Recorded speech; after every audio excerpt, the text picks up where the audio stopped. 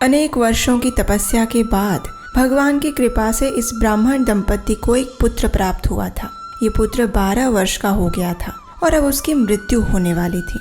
अचानक उन्हें समाचार मिला कि नदी में डूब जाने से उनके पुत्र की मृत्यु हो गई। वे दोनों ब्राह्मण पति पत्नी उसी क्षण नदी किनारे पहुंचे और जाकर देखा तो उनका पुत्र मृत अवस्था में लेटा हुआ था।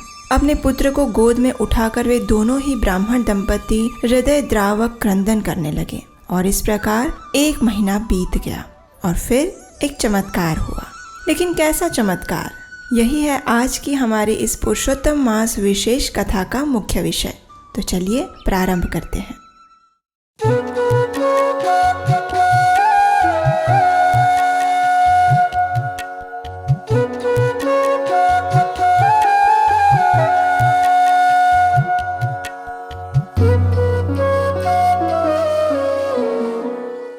हरे कृष्ण। प्राचीन काल में द्रविड़ देश में एक महान और पराक्रमी राजा राज्य करते थे। उनका नाम था राजा हड़धनवा। राजा ने अपने पिता चित्रधनवा से इस विशाल राज्य को प्राप्त किया था और कुशलता पूर्वक राज्य करते थे। उनकी एक सुंदर रानी थी और 4 पुत्र तथा 1 पुत्री भी थी। राजा हड़धनवा के कुशल राज्य कारोबार से उनकी प्रजा उनसे पूर्ण रूप से संतुष्ट भी थी। अब एक दिन क्या हुआ कि राजा हड़धनवा अपने कुछ सैनिकों के साथ शिकार खेलने जंगल में चले गए। शिकार के पीछे भागते भागते राजा अकेले ही काफी दूर निकल गए और वे रास्ता भटक गए। प्यास के कारण उनका गला सूख रहा था। राजा ने पास में ही एक झील देखी। अपने घोड़े से उतरकर उन्होंने झील का शीतल जल पिया और एक पेड़ के नीचे विश्राम करने लगे। जब राजा विश्राम कर रहे थे तो वहाँ एक तोता आया और कुछ बोलने लगा।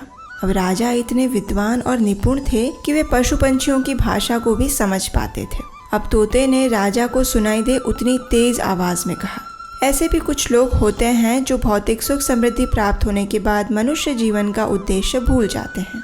इतना बोलकर तोता रुक नहीं गया। उसने इसी वाक्य को अनेक बार दोहराया। कुछ समय बाद राजा के सैनिक राजा को ढूंढते हुए वहां आ पहुंचे और राजा भी उनके साथ वापस अपने महल में चले गए। लेकिन उस तोते की आश्चर्यजनक बात ने राजा के मन को विचलित कर दिया था। वे बार बार उसी विषय में सोच रहे थे कि ये तोता मुझे ऐसा क्यों कह रहा था। कुछ समय बाद महान ऋषि वाल्मीकि वहां आते हैं। राजा को इस प्रकार विचारमग्न अवस्था में देखकर ऋषि वाल्मीकि ने राजा से पूछा, हे प्रिय राजा, आप इतने चिंतित क्यों प्रतीत हो रहे हैं? ऋषि के प्रश्न को सुनकर राजा ने उस दिन के संपूर्ण घटनाक्रम का वर्णन कह सुनाया और राजा ने ऋषि से कहा, हे ऋषिवर, मेरे मन में यही प्रश्न बार बार उठ रहा है कि वह तोता ऐसा क्यों बोल रहा था। उसकी बात के पीछे क्या मर्म छिपा हुआ था। मैं इस बात को समझ नहीं पा रहा हूँ। तब वाल्मीकि ऋषि कुछ समय ध्यान मग्न होकर अतीत के उस अंश को सुलझाने का प्रयास करने लगे। कुछ क्षण बाद अपने नेत्र खोलकर ऋषि वाल्मीकि ने राजा से कहा, हे राजन, वह तोता आपके पूर्व जन्म का पुत्र था। बस इतना कहकर ऋषि वाल्मीकि राजा के पूर्व जन्म की एक कथा सुनाने लगे और वो कथा इस प्रकार थी।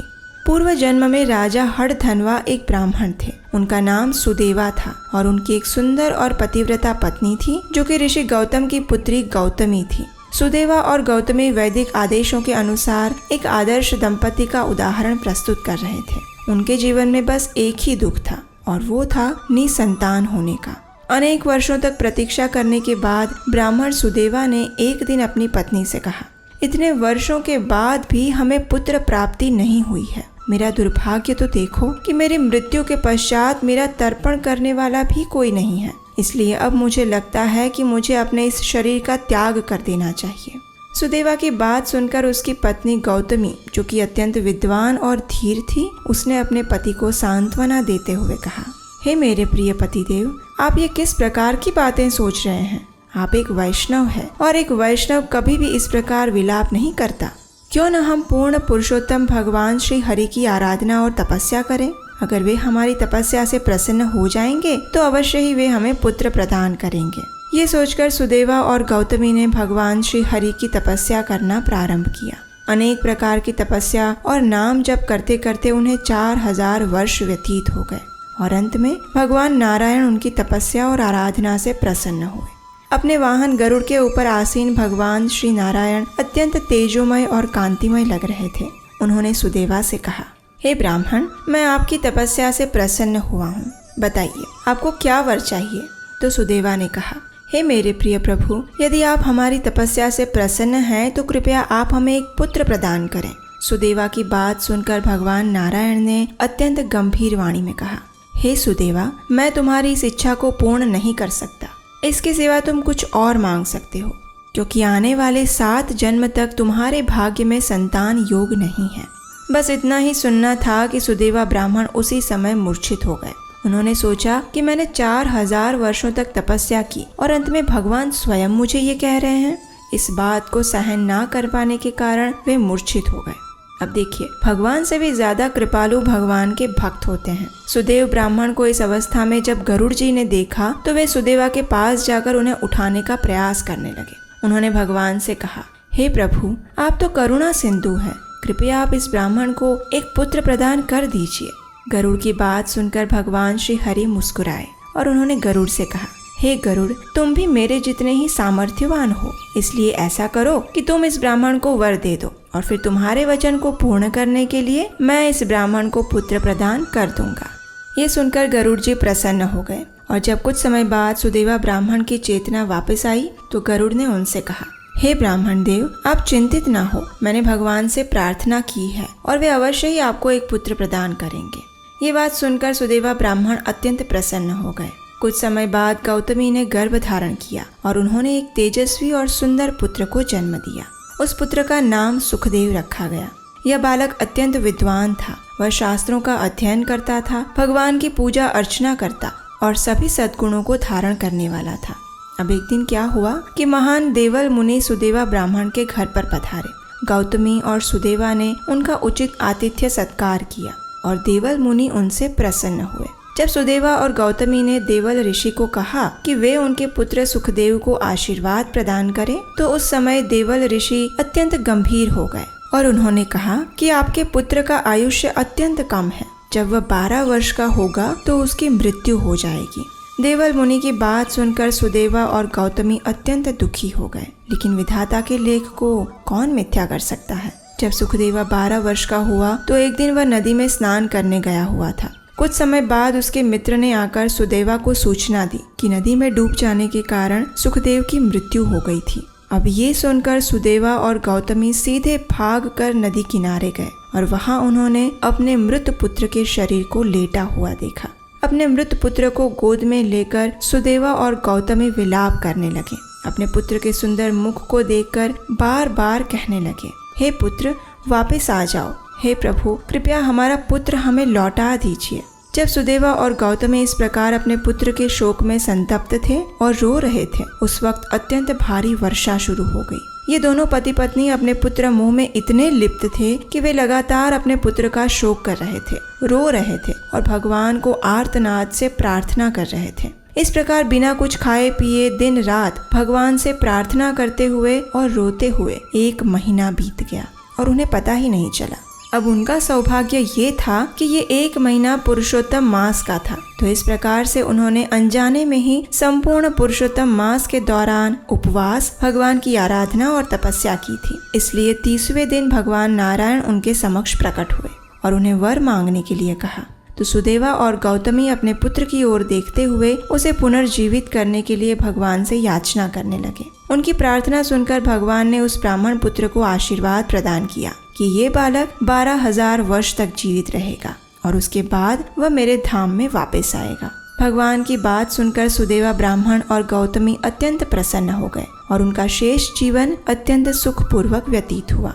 यही सुदेवा ब्राह्मण जब राजा हड़धनवा बनकर आते हैं तो उन्हें अपने आध्यात्मिक उद्देश्य का स्मरण करवाने के लिए भगवान ऐसी व्यवस्था करते हैं कि उनका ही पूर्व जन्म का पुत्र, जिनसे वे अत्यधिक आसक्त थे, वही आकर उन्हें आध्यात्मिक जीवन का संदेश प्रदान करता है और वो भी तोते के रूप में आता है। तो इस प्रकार राजा हड़धनवा अपनी आध्यात्मिक प्रगति के प्रति सचेत हो जाते हैं, आने वाले पुरुषोत्तम मास का पालन करते हैं और जीवन के अंत में भगवत धाम वापस जाते हैं। तो ये थी आज की पुरुषोत्तम मास विशेष कथा जो हमें प्राप्त होती है पद्म पुराण से। ये कथा आपको कैसी लगी ये हमें नीचे कमेंट बॉक्स में लिखकर बताना मत भूलिएगा और आपके अपने चैनल को सब्सक्राइब करना तो बिल्कुल भी मत भूलिएगा। अगर आप हमें इस वैदिक प्रमाणभूत कथाओं का प्रचार करने के कार्य में सहायता करना चाहते हैं तो स्क्रीन पर जो नंबर दिया गया है उस पर आप हमें अपना आर्थिक योगदान भेज सकते हैं। तो चलिए सर्व मनोरथ पूर्ण करने वाले कल्प वृक्ष के समान इस परम पवित्र पुरुषोत्तम मास का पालन करते हैं और अपनी आध्यात्मिक उन्नति के मार्ग में अग्रसर होते हैं। की रूपे पाइब सेवा मुई दुराचार, श्री गुरु वैष्णवे रति नहेले अमार, अशेष माया ते मन मगन होइल, वैष्णवे तिलेश मात्र रति ना जन्मील, विषय भूलिया अंध हैनु दीवानी, गले फांस दीते फिरे माया से पिशाची, इहारे करिया जय छाड़न नाया, साधु कृपा बिना नाही उपाय, अदोष दर्शी प्रभु पतित उद्धार, ए बार नारो तमे करह निस्तार, की रूपे पाइब सेवा मुई दुराचार। हरे कृष्णा।